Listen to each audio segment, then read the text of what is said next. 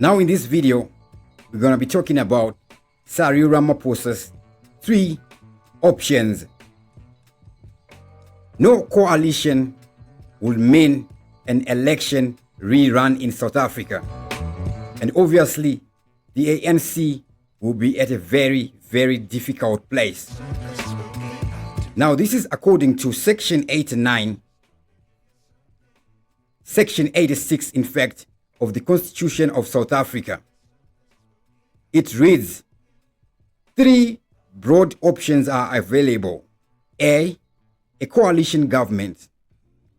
B, a minority government or confidence and supply agreement. C, dissolution of the National Assembly with new elections. So if there is no option A or option B, then it means there will be new elections in South Africa.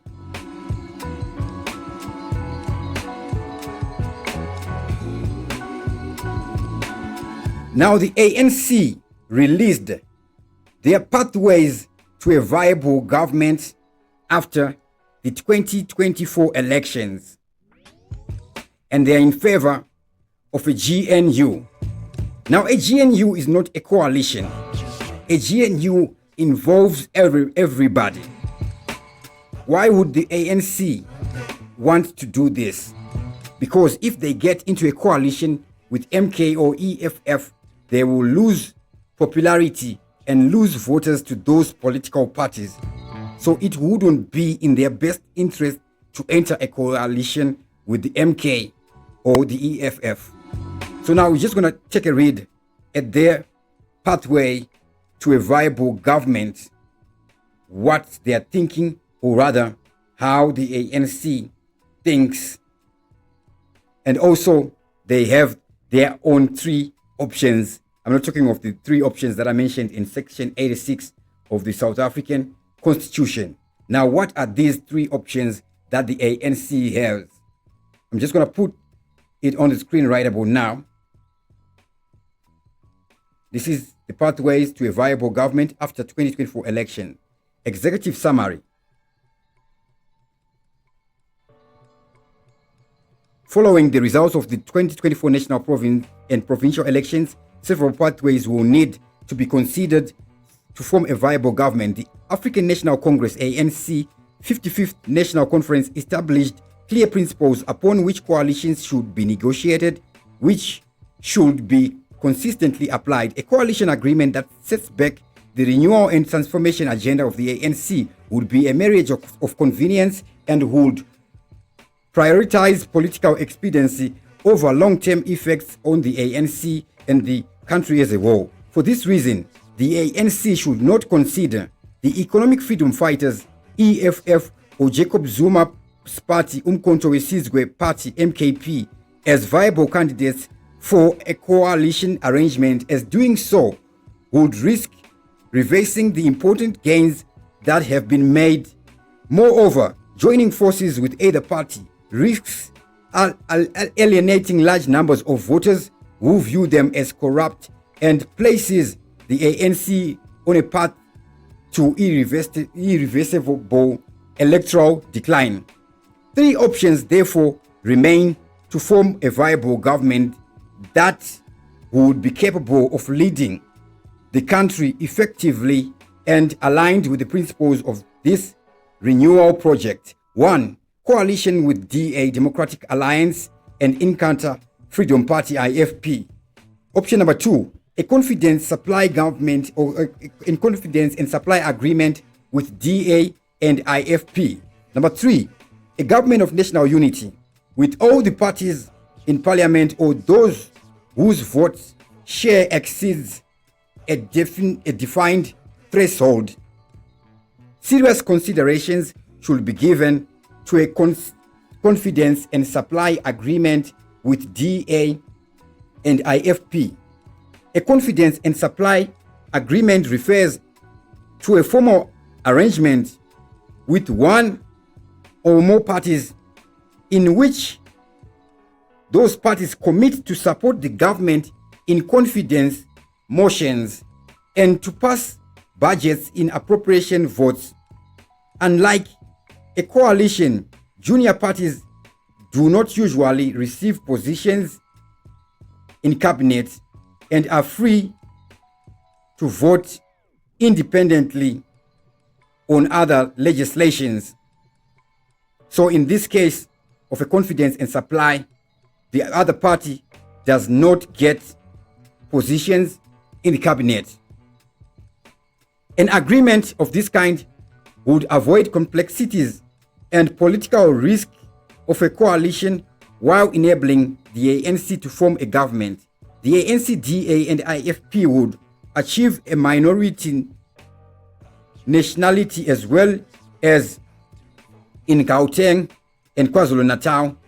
If extended to metros, it would have further advantage of achieving a majority in Joburg, Tshwane, Ekurhuleni, eThekwini and Nelson Mandela Bay. This would provide the basis for a stable government led by the ANC across the country. So this is the first page. So here we see the ANC making it clear that they don't want to be working with the EFF or the MKP, the MK party, Umkhonto we Sizwe party. Now, we see Jacob Malema here making this release. What does he say here? Obviously, he knows the ANC doesn't want to work with him. This is what he says. No, there was a story of government of national unity. We don't do government of national unity. We don't want it. So we want coalition. Okay, he says we don't want government of national unity. We want coalition. Now, a government of national unity would involve all the parties. It's different from a coalition. But we have over 70 political parties in South Africa. Will the parties agree to a government of national unity? Remember, all opposition parties, one thing they all agree on is we don't want the ANC in power.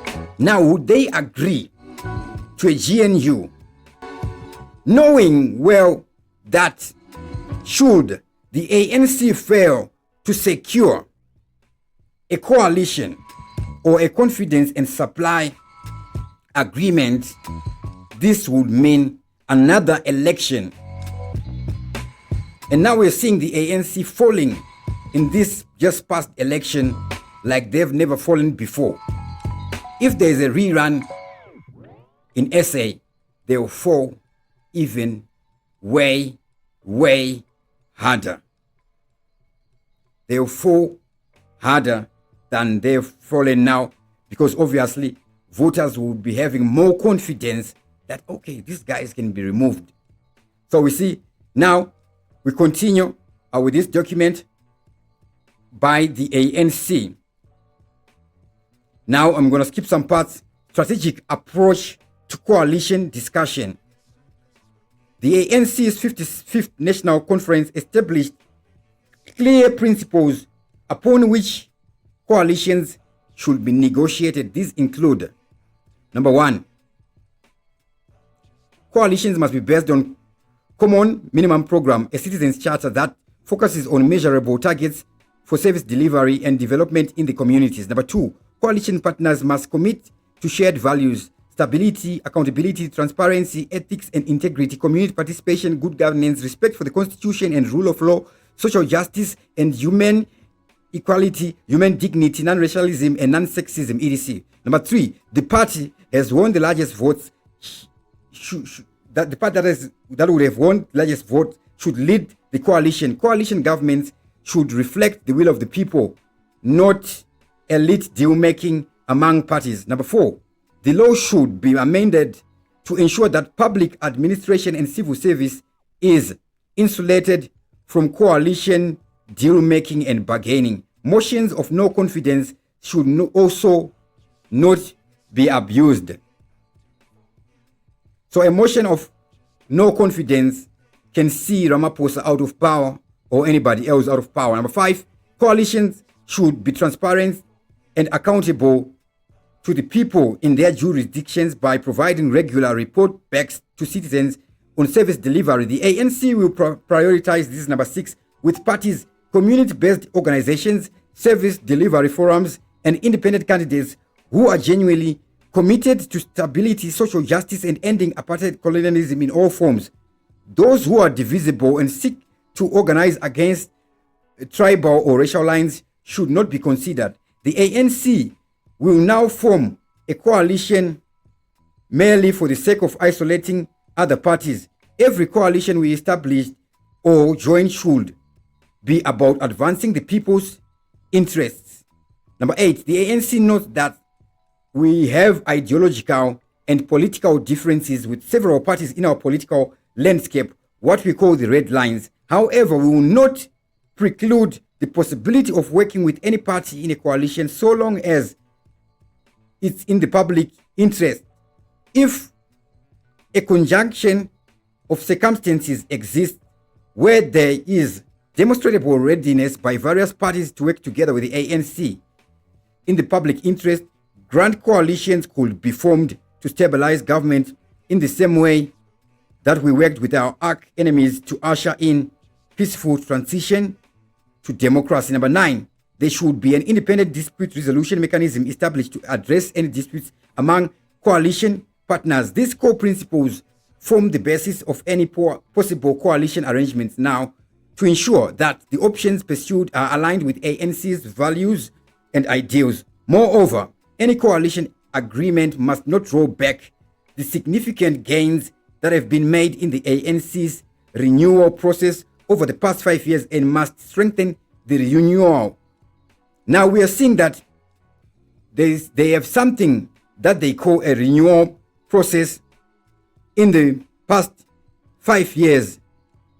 What we see here that is very clear, the ANC in all this, they are trying to wall the Democratic Alliance.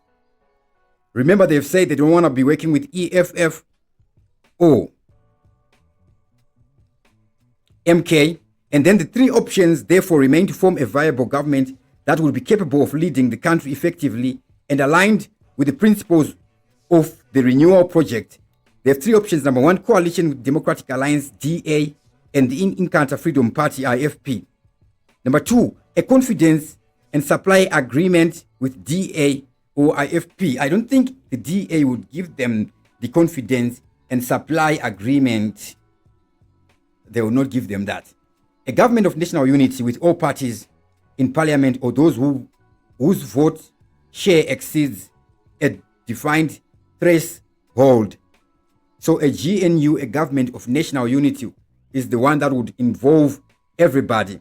So in the talks they're having with other political parties, basically it's for a GNU, a government of national unity, not for a coalition. The only talks of a coalition between ANC and another political party is between the ANC and the DA and the IFP.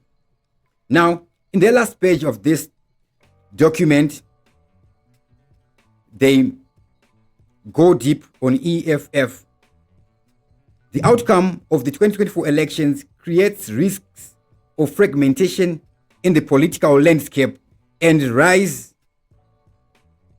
of ethnic politics and a politics of rent-seeking under the guise of the left. The ANC must stand as a bulwark against these trends and reassert its role as the leader of society. Any coalition agreement must isolate rent seekers and deny them any access to state coffers.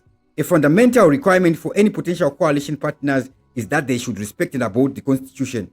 So they go, both the economic freedom fighters and Umkhonto we Sizwe party, while claiming to advance some of the policy positions of the ANC, are in fact rent-seeking parties centered on a single political leader whose values and ideals are in contradiction with the constitution. The kind of society that the MKP and EFF want to create is antithetical to what the ANC and the broader mass Democratic Movement stands for, and these parties therefore should not be considered as viable partners. Then they go on to mention the EFF since 2016, them having had an opportunity to govern at local government level in several municipalities across the country. So they say in areas where the EFF was in coalition governance, they witnessed high levels of instability, rampant corruption, and complete collapse of service delivery as a result of incompetence. And then they cite areas like Ekurhuleni and Joburg. And according to the EFF themselves, they say the areas that we served, we did very well.